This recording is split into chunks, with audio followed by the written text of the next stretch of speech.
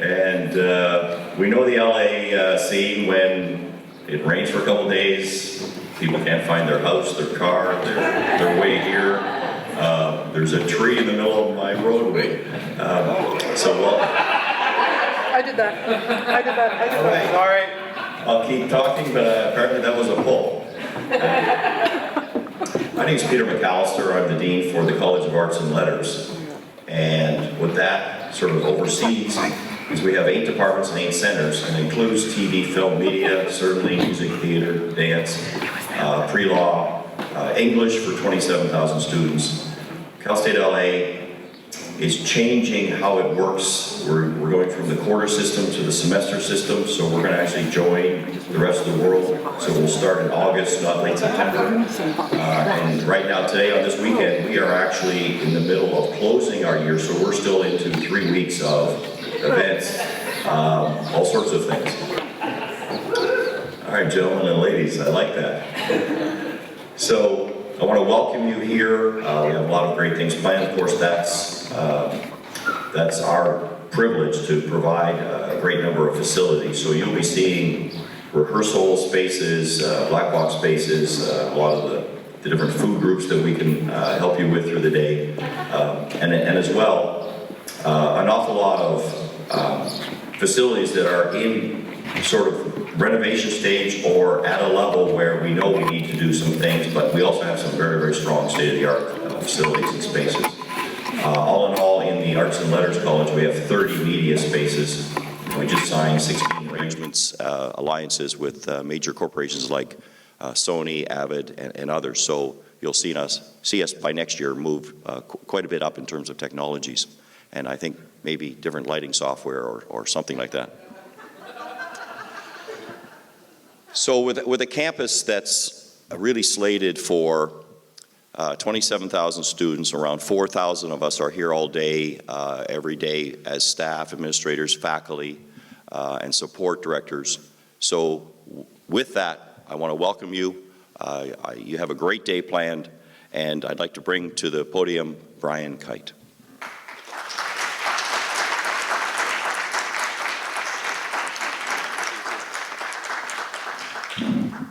All right, they said they're going to make a light adjustment. This one is planned. Are you ready? I'm going to hold. I have very specific lighting requirements in my rider, so. Morning, everybody. It's great to have you here. Thanks for coming. Love that we're here. Thank you, Dean McAllister, for hosting us here. What a pleasure to be here for the 3rd year in a row. This is a great place to hold this event, and I'm glad we're getting to do it today. Remarks by Brian Kite, it says on the program, I noticed, and they wrote some remarks for me. But I'm gonna make a little spin on them if I can. There are some special thanks that I do have to give to some of the faculty and staff here at Cal State LA. Professor Meredith Ginsburg, thank you for all your help. Elizabeth Piertzak, our technical director. Of course, Dean McAllister, he's the Dean of the College of Arts and Letters here. Also, a thank you to our partners and sponsors, United Scenic Artists Local USA 829, La Mirada Theater for the Performing Arts, Los Angeles County Arts Commission, Full Calendar, and Carol Williams. It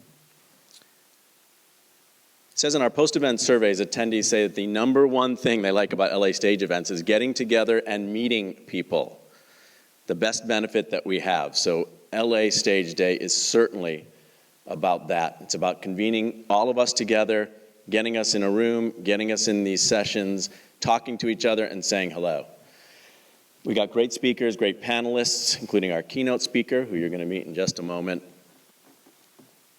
But LA Stage Day is ultimately what each of you bring here today, the conversations that we have and the collective energy we all bring together. Now, I've noticed that we've all been in rooms together a lot lately, actually, for all sorts of reasons. And the next section, it says, Brian, if you want to say something about 99 seat plan, you can.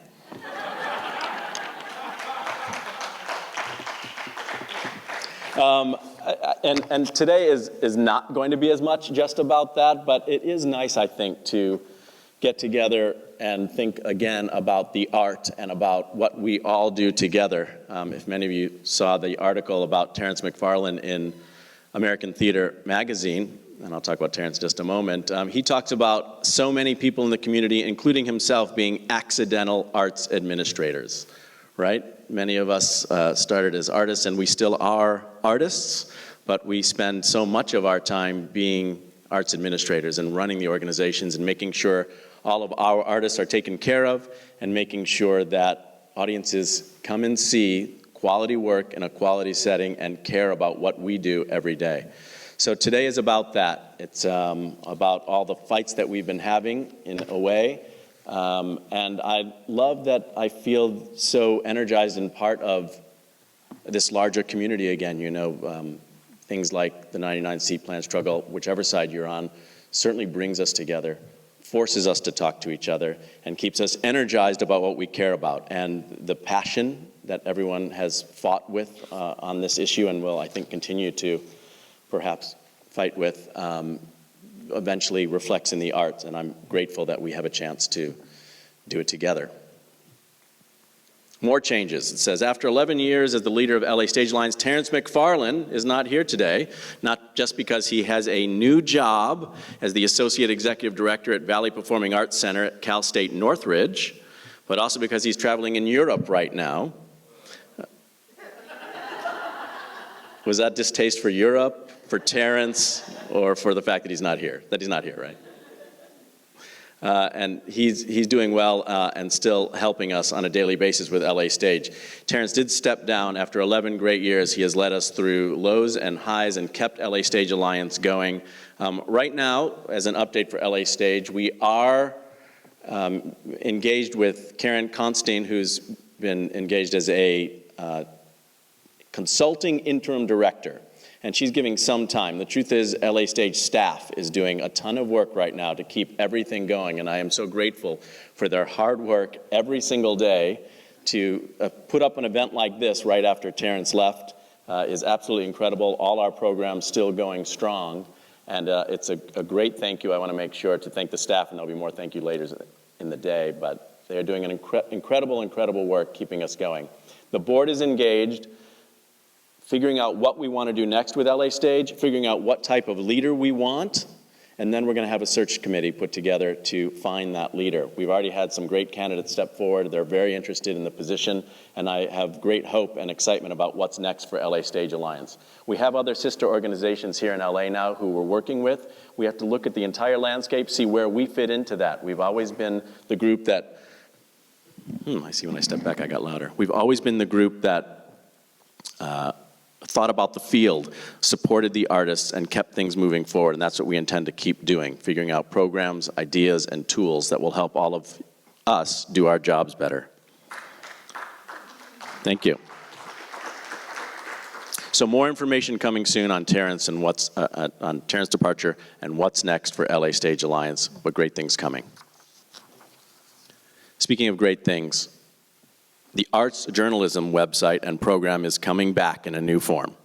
It was a huge loss for us and a great concern when we had to put that program on hold for funding reasons. And if you haven't heard, we got funding. Bill Bordy, who started Dramalog so many years ago, has given a significant grant to bring that site back.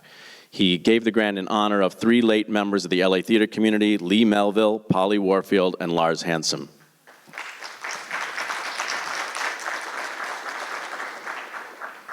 And I can still picture Lars talking about programs like this and ideas like this, and was such a dynamic speaker. And Polly and Lee spoke to us all the time through their publications.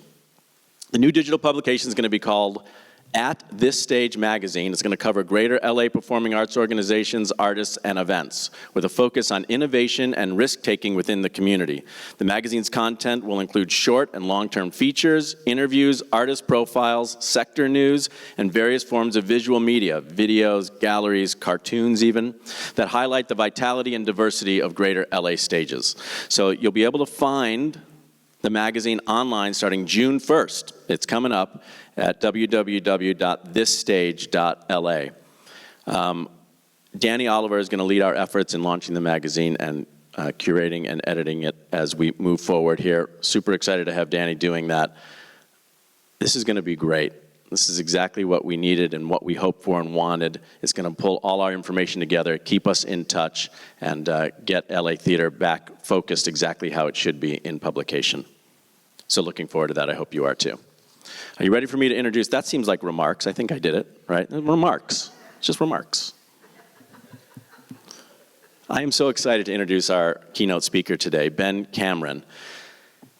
Ben is the program director for the arts at the Doris Duke Charitable Foundation in New York City. He currently supervises a $15 million grant funding program focused on organizations and artists in the performing arts. He also oversees an additional $50 million special allocation called the Doris Duke Performing Arts Initiative, which will provide awards to more than 200 artists as well as a range of theaters, dance companies, and presenters.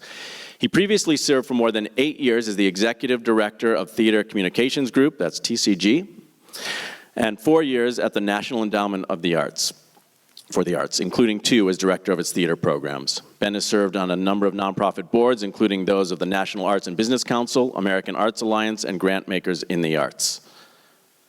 You'll see he's been a speaker at events around the world, even a couple of cruise ships. He has a Master of Fine Arts from the Yale School of Drama, has a few honorary degrees, raises money for AIDS relief services and many other charities. Ben's an incredible guy. I've always loved reading his columns, and we just got to talk about it backstage in American Theater Magazine, and I certainly look forward to his terrific speeches. It's an honor for us to have him here today. I'm grateful, and I'm sure you'll enjoy hearing from Ben. Thank you, Ben.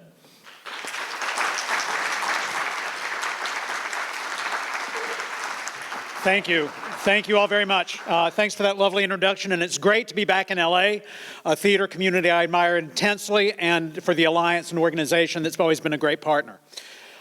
Before he departed the Alliance, Terry asked me to talk about change in general, and now in retrospect I realize what was on his mind, who knew, and the theater field in particular. And I hope that both in this session but throughout the day, we're all going to follow the path to creativity as Angela Sarian defined it when she said creativity is really 4 things. Creativity involves showing up, really showing up, senses vibrating, senses tingling. It involves listening deeply. It involves speaking the truth. And it involves letting go of predetermined results. With that preface, at the Doris Duke Charitable Foundation, where I work, as was just said, we are charged with caring for actors, singers, dancers, and musicians in the public performance and presentation of their work. And in order to determine our grant strategy, we periodically gather board members and artists and administrators and technicians in rooms around the country, and we basically ask them, what's keeping you up at night? In those conversations, especially recently, we hear 3 kinds of issues. First of all, we hear idiosyncratic issues. Every field cares about something that it cares about alone and nobody else cares about. In dance, for example, people are worried about career transition for dancers. Dancers who frequently don't finish college, they often don't even finish high school, suddenly at the age of 34, 35, their knees begin to go, their backs begin to go out. They're facing their entire adult lives unable to do the one thing they've been trained to do. That career transition is an enormous challenge for them, but we know simply doesn't resonate in theater, where directors and designers work into their 80s or 90s, and actors work into their 50s or 60s, and when they become too old to learn the lines, gravitate to film, television, and Downton Abbey. We know it's true. In the world of theater, theater professionals talk about the challenges of overcoming language barriers in a globalization age and how we are too limited in our awareness of the wealth of theatrical activity in non-English speaking countries around the world.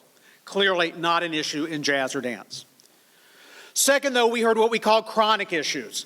Issues, for example, of undercapitalization, as shockingly few theaters in this country have significant reserves, much less endowment, with the field now operating as presumably you know with aggregate negative working capital, and the majority of theaters struggling just to make ends meet, living on the proverbial razor's edge.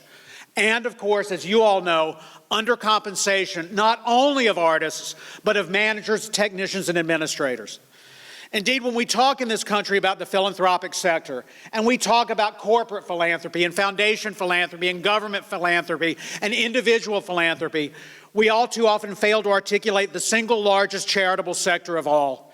The artists, the managers, and the administrators on whose lives the work is made by virtue of inadequate compensation, lack of retirement, lack of health care benefits, and more. We call this issue chronic, not to suggest it's not important or that we can't solve it, but simply because in many ways our nonprofit arts industry is predicated on discounted labor. And for those of us old enough to remember, we heard this same issue of undercompensation and undercapitalization 10 years ago, we heard it 20 years ago, we heard it 30 years ago and more. But we hear in these conversations at least 4 issues that we didn't hear 10 years ago, or if we did, we didn't hear it with the same urgency as we hear them today, and they are as follows. First of all, we heard about the increasing concerns about the entire dysfunctionality of the 501c3 or nonprofit model, especially as artists now say with such pressure on the box office is distorting what should be our mission and true priorities. And administrators on their own part are saying, look, I went into this business not because I wanted to run a big business. I would have gone to Wall Street for that. I went into this because I loved the theater. Now my life is about school board policy, it's about fundraisers, it's about board cultivation, it's about working City Hall. I go for months or weeks without ever setting foot in a rehearsal hall. Artists walk in and out of my building, I don't even know who they are. Something is wrong with this system, and isn't there a different way to finance the work we feel called to do? Second, we're hearing about an impending generational transfer of leadership as the current leaders retire or move on.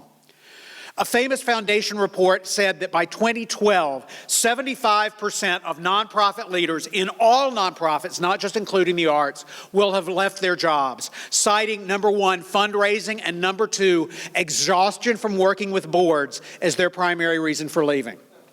It's true. And while this didn't happen on schedule, no doubt due in part to the economic collapse of 2008, lack of alternative employment, and simply depletion of retirement funds to the proverbial 201k level, what we're now seeing is that transfer is starting. And for decades, while those of us in the theater have said, where are we going to find the young people who want long hours, bad pay, the lives of social and financial masochism with which we contented ourselves? In these meetings, what we hear over and over is young people themselves saying, look, there are more than enough of us ready and willing and eager to take over these organizations. The deal is, though, we don't want to be the custodians of that thing you made. So unless we have the same degree of power and autonomy to shape and change the organization that you had in making them, well, then we're not interested. A perspective that means the real issue is not the identity of the heir apparent. The real issue is where we're going to find organizational capacity for flexibility and change, a very different issue. Third, we've heard about mystifying shifts in audience composition and audience behavior. As you know firsthand in California, we are moving as a nation to a non-majority culture, as you already have done. And while this offers us fantastic new possibilities for collaborations, new art forms, new ways to gather, and more, what this does is it challenges a presumed historic allegiance and understanding of traditional Eurocentric forms and social customs. And for most people, retaining the audience they've had to date is increasingly perplexing. Single tickets in aggregate are down. Subscriptions are down. Aggregate attendance is down. Even a decade ago, we heard people saying, I am too tired to do the things I want to do. And the answer to number 1 polls on what do you want to do on a free evening was no longer, I want to go to a movie or a play or have dinner with friends. The number 1 answer was, I want a good night's sleep. Not surprisingly, after decades of growth in this industry, our audiences are dwindling. And our own financial needs, driven in many cases by fixed costs of lumber and sets and health insurance and paper and more, in combination with negative or flat tendencies in funding, means that we are escalating ticket prices to a degree that is threatening to place the theater outside of the reach of so many people in our communities we want to reach and serve. And fourth and finally, we're hearing about the disorienting impact of technology on the live performing arts. Impact with at least 3 dimensions. First of all is competition. When the internet first appeared, most of us said, yeehaw, the answer to our marketing problems at last for cheap or for free. And now we know, if anything, it's too effective. If you're trying to get the attention of an audience member, you are competing with between 4,000 and 6,000 different marketing messages a typical American sees every single day. And leisure time internet consumption has grown 60% in the last 4 years alone. By the time she graduates from college, a young woman now will have spent 20,000 hours online, do the math, and an additional 10,000 hours playing video games. A reminder that we now operate in a cultural context where video games outsell movie and music recordings combined, and video games are now reviewed in the arts and culture section of the New York Times. But not only are we facing the internet as competition, it is shaping our expectations as consumers. Thanks to the internet, we can shop at 4 in the afternoon or 3 in the morning. We can order jeans tailor-made to our own bodies. UPS will have them on the doorstep within 24 hours. Expectations of personalization, customization, and convenience that live theater, which has set venues, set curtain times, the attendant inconvenience of travel and parking and the like simply cannot meet. And economically, what's it going to mean in the future when we say to a young person, gee, we're sorry, that theater ticket is $50, $75, $100, $125, when that person has grown up downloading culture on demand 24/7 for $1.29 a song or for free? These are seismic issues, but we are not alone. These are the same issues that are decimating the newspaper and the commercial television industries, that are redefining newspapers and higher education with the appearance of MOOCs, and in a taste of what may be yet to come has already led to the collapse, led to the collapse of Border Books and Tower Records as just two examples of catastrophes of the internet highway. And so when Adrienne Rich writes in Dream of a Common Language the following, we know ourselves to be true when she says, we are out in a country that has no language, no laws, whatever we do is pure invention, the maps they gave us are out of date by years. Aren't you glad you invited me here to brighten your day? You know, I was struck at an ISPA conference. I love history. And at an ISPA conference now 6 years ago, but this still just lives right here for me, somebody in the audience raised their hand and said, what if we're in the equivalent of the Religious Reformation? What if we're in the early stages of the Arts Reformation? I thought, boy, that's a great question. If you know your history, you know the Reformation was made possible by changes in technology. The printing press was invented. Suddenly anybody could have a Bible if they had enough money. Things you posted on a door in Germany could be reproduced en masse and blanket a country within days or weeks. And we are in the midst of a technological upheaval and the most profound distribution of knowledge in human history. Secondly, the Reformation decimated the old business model.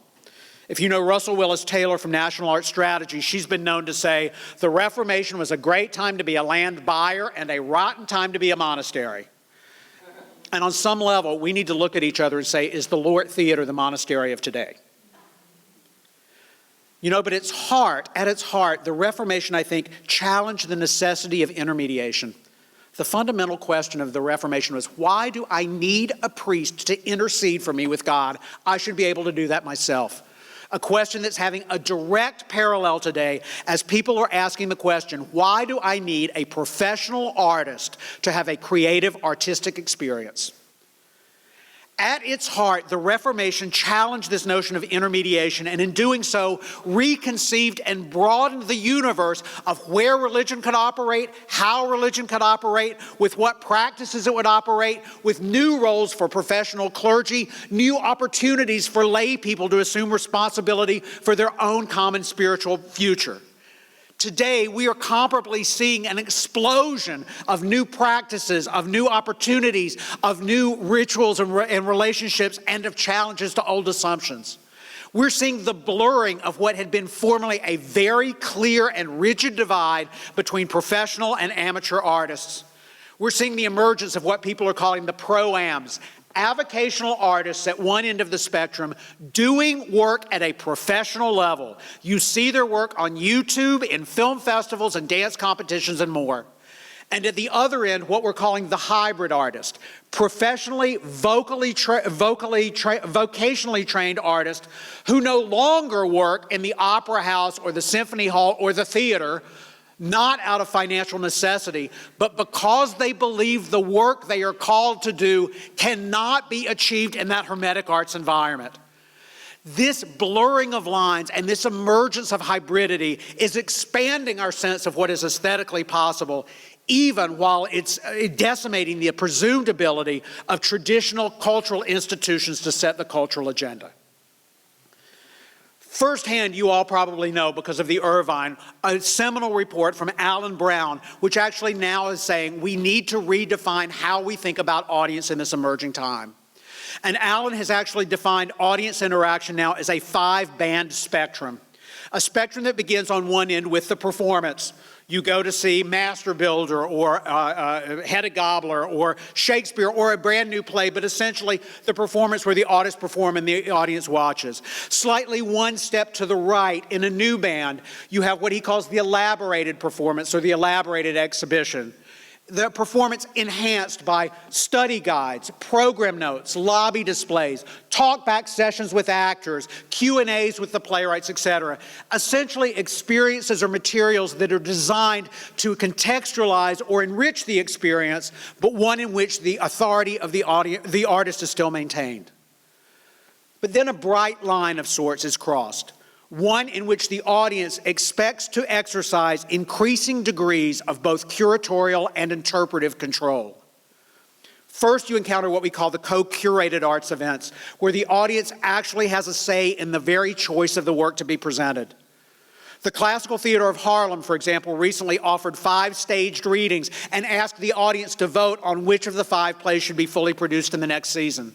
And we're seeing many theaters around the country offering a menu and saying, which of the 3 following Shakespeare plays would you respond to most? Or which of the following 4 musicals would you wish to see in determining what their season will even be constituted with? One step further to the right, we find co-created arts events where the audience has an active role in the creation of the work itself. Cornerstone Theater, right here in LA, has long been the national leader in exercising new interpretations of classic work, engaging community citizens as lead actors and professional actors in supporting roles. Or Sleep No More in New York, for example, which the audience determines the very experience it will have by the way it navigates the environment of the Scottish play. Or even The Civilians, who in one of their recent plays, Tales from My Parents' Divorce, turned to the audience and said, tell us about the time your parents separated and divorced, and used that as the source material for the play they would create. And fifth and finally, we have the total surrender of artistic authority, the surrender of space and resources to the flash mob, or as the Yerba Buena Center did in San Francisco recently, the Plaza, to dozens of performance pieces at one time. A plaza where 3,000 people watched performance artists all across the campus or the complex, while 250, just 250 versus 3,000, watched the sold-out performance of young Jean Lee's Feminista show. We remember Donna Walker-Kuhn at the Shakespeare Theater in New York and her famous story that they were trying to attract an immigrant population to see the work at the theater, and only later realized they didn't want to come to see shows. They wanted access to the stage and the facility to put their own brothers and sisters, their own children on stage to exhibit their own talents. And once the facility was surrendered, new allegiance and new cross-fertilization in performance began to happen. What we know is with every step we take to the right in this spectrum, artistic authority by the professional artist diminishes. But at the same time, public participation, allegiance, and numbers grow. Now, I know this isn't necessarily for everybody, but I would encourage you to see this both as a challenge and an invitation, not as a justification to abandon your mission, but just to ask yourself, where in this expanded spectrum might I find value? Where can I offer value? And how might I think about moving more fluidly back and forth through this spectrum as occasion and opportunity present themselves? Now, if you think what I'm saying in this is that if you're choosing to do the traditional performance, that your days are numbered, let me be clear. The Religious Reformation did not mean the end of the Catholic Church. A church that very much has remained almost unchanged in the intervening 600 years, and that continues to be deeply meaningful to people around the world. And I think as they continue to provide meaning to people's lives, our institutions as we know them today need to be nourished and cultivated and need to flourish. They're our best opportunity for lives of economic dignity, not opulence, just dignity for our artists. And they're the logical place where artists who work at a certain scale should find a home. But at the same time, I would predict that these institutions are likely to be fewer in number with the passage of time and to command less and less of the share of the lion's resources. And so I would suggest that any institution, whether it's a large institution or emerging one, should at least entertain the following three questions. What if our mission for the future is not just to produce plays, but our larger mission is social orchestration, in which the performance is a piece, but only a piece of what we're called to do? What if the future will be less driven by products to be consumed than it will be in experiences that will be springboards to our audience's own creativity? What would we do differently if we stopped thinking of ourselves as theaters and started thinking of ourselves as platforms designed to aggregate narrative energy? You know, I'm suggesting we're at a fork in the road, as it were, between the way it has been and bolstering that or departing on new paths altogether. And especially those that will depart on new paths will need a very different set of skills than my generation has needed. With all gratitude, and I don't mean disrespect, emphasis on voter registration and studying the methodology of MoveOn.org might be more relevant to our future than Subscribe Now, with all due respect to the great Danny Newman. The pop-up or the ephemeral organization may be more relevant than the permanent institution. And at the very least, if you're thinking about the future, intercultural fluency, technological facility, policy articulation, grasp of political process, donor psychology, and community organizing are going to be baseline skills, not only in the management of organization, but in artistic practice, especially for the civically inclined artist. And at the same time, the future is going to ask us to reframe old assumptions. I mentioned undercapitalization earlier, and frankly, I used it because it's the term most people use in meetings, but I think we need to retire that term forever. Any artist worth his or her salt will always be undercapitalized. We love artists because they dream bigger than the resources allow. Peter Gelb at the Metropolitan Opera is undercapitalized. The question for the future may not be undercapitalization, it may be miscapitalization. Is the money structured in a way that I can get my hands on it when I need it for the purposes I need it? A theater with a $50 million endowment that can't meet cash flow is not undercapitalized, it is miscapitalized. And miscapitalization, while we'll never solve undercapitalization, miscapitalization is something we can do something about. We may need to let go of the words art and theater. We've been doing work around public will building for the arts, which is about asking people, not what professionals want you to understand, asking the audience why they gravitate to the arts. And it's very clear in that work that the word art and the word theater create a chasm between the artist and the audience. It's something that those people over there do, whereas terms like expressive creativity give the audience a continuum in which they feel a stake, but in which they recognize the professional artist as a partner in a trajectory of movement. And we may need to let go of the question we ask ourselves the most, which is often, why is it people don't love the arts in this country? Maybe what we need to accept is they love the arts. They are obsessed with the arts. We are in a golden age of the love for the arts. I cannot ride the subway in New York without half the car with earbuds listening to music, people reading novels, people sketching on their own sketch pads and more. We need to stop worrying people don't love the arts and ask ourselves perhaps, what is it if people in America love the arts, they just don't love our arts and the way we deliver them?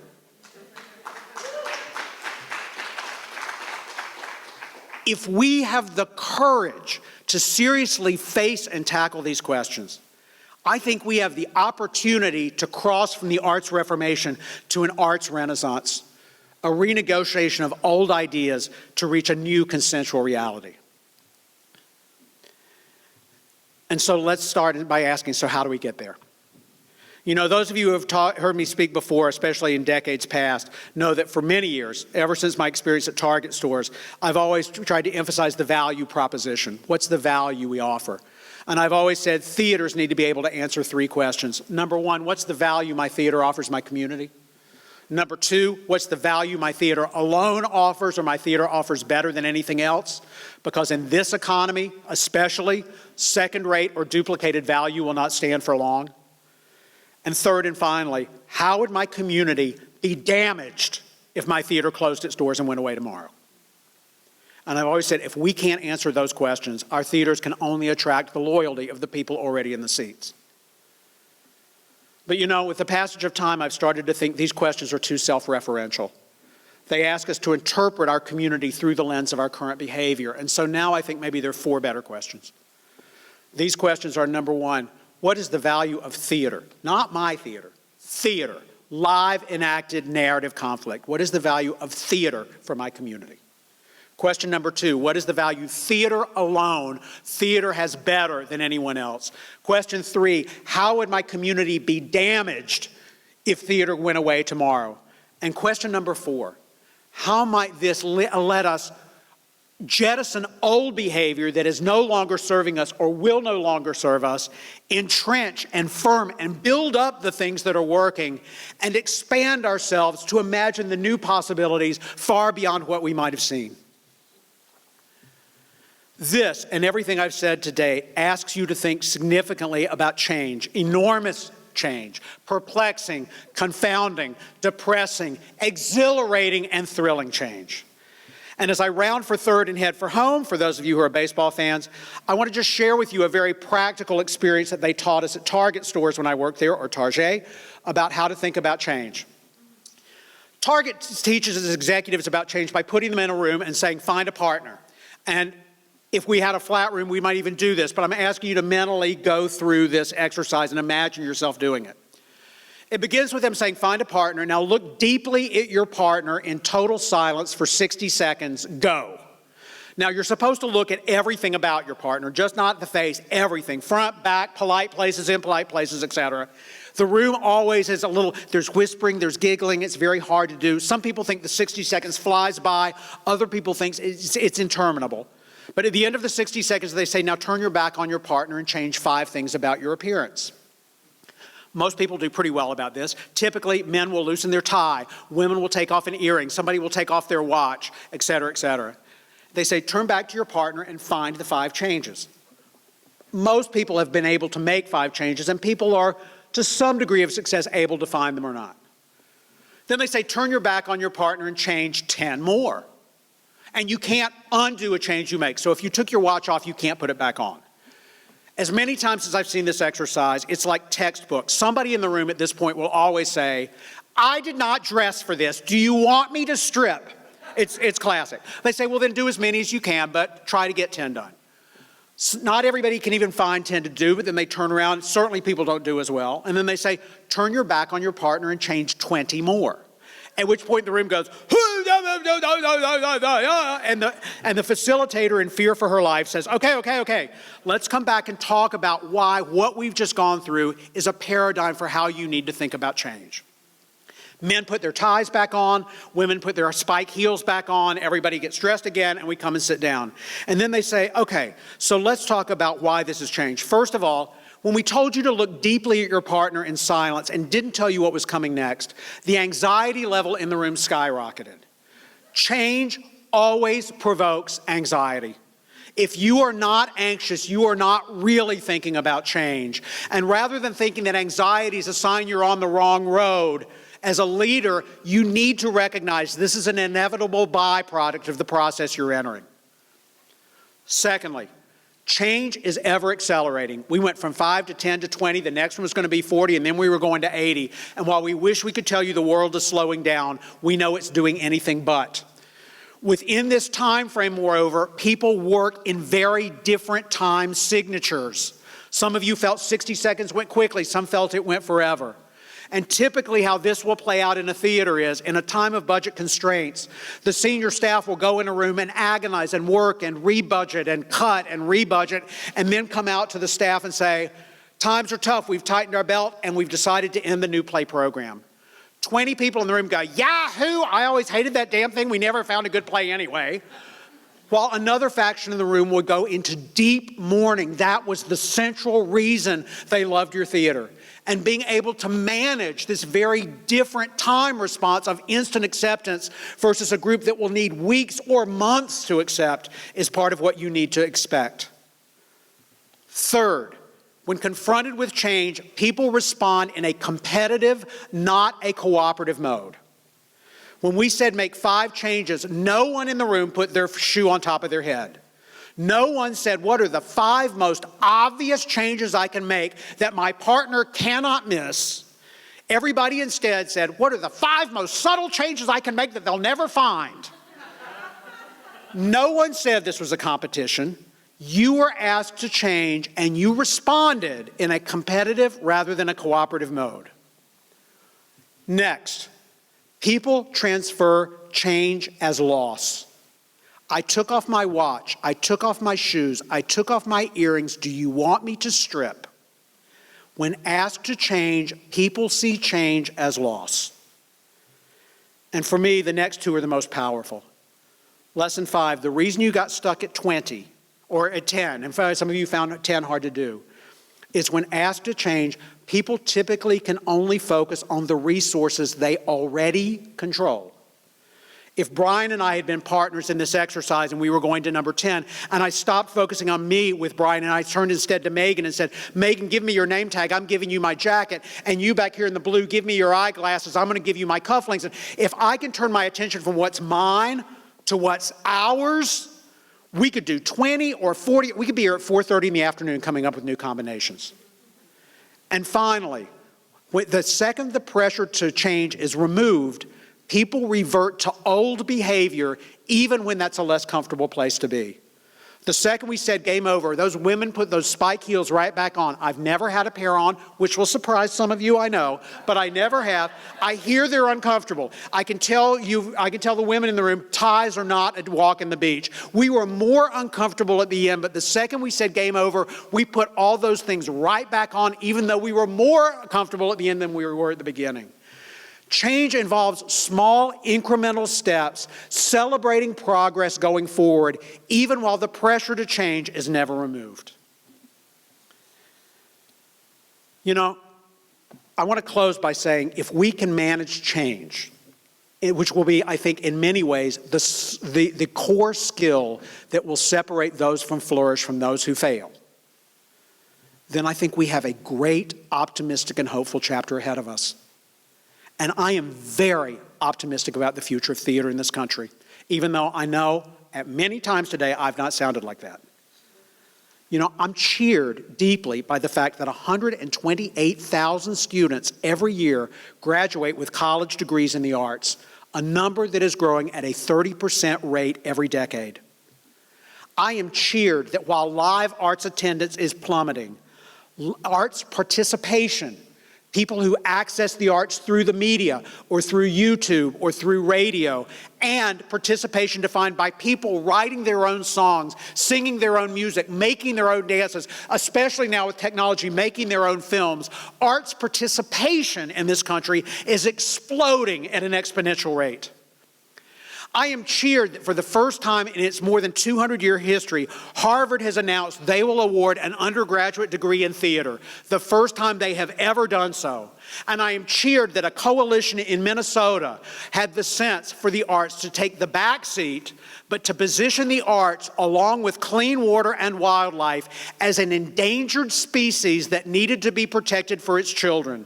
And that facing that argument, voters in Minnesota produced a tax bump for 25 years that will add $1.5 billion to arts in Minnesota over the next 20 years. I am cheered that in our public will building that I mentioned before, when we measure who cares the most about the arts, the most passionate adherents are young people and people of color, people who see and say, I stand beside the arts because I recognize the arts connect me to myself and to others. And I'm especially cheered because of, I think, the social imperative that subconsciously or not, we all know we are facing. If you've read Peter Coleman's The 5%, it's a book about how we get stuck in problems. He talks about what makes an intractable problem. The Middle East is an intractable problem. We're stuck and we can't get out. Abortion rights in this country are an intractable problem. Gun control in this country is an intractable problem, and more. Coleman, in looking at all of those, and he says about 5% of the world's problems descend into intractability. He says all intractable problems have three things in common. Number one, the emphasis is placed on a win-lose, winner-take-all competitive dynamic. Secondly, the issues are vastly oversimplified. And third and finally, the participants in the debate surround themselves with self-reinforcing feedback loops that reinforce their initial point of view no matter what's been said in the meantime. As apt a description of the Congress of the United States as any I have ever heard. And I say this to our collective shame, quite frankly. I think it's time for us to stand as a community and say that the arts in general and theater in particular are an alternative to intractability. Instead of competition, we stand for cooperation. In the face of oversimplification, we promote nuance, shades of gray, meaning, and substance. And especially in a time when we are encouraged by ways both subtle and overt as well as profound to view one another with hostility and fear and suspicion. In the wake of those self-reinforcing feedback loops, at our best, we gather people not like each other to look at our fellow human beings with generosity and curiosity. God knows if we have ever needed that capacity in human history, we need it now. And I think people on both sides of the aisle know this to be true. Let me close by thanking you, whatever path you're taking, whether you are choosing to shape the future through traditional theater means, by cultivating delight and joy with You Can't Take It With You, or whether you're doing agitprop new work on the extreme. In either case, I think you are a social activist, pledged as you are implicitly to making a world of tolerance and compassion and empathy and hope. As Tony Kushner says in Angels in America, you are fabulous creatures, each and every one, and I bless you. More life. The great work begins. I can assure you the hand of the Doris Duke Charitable Foundation is extended to you in friendship for now and to years to come, and I thank you for your kindness and your patience in listening to me this morning. Thank you and Godspeed. And Crystal.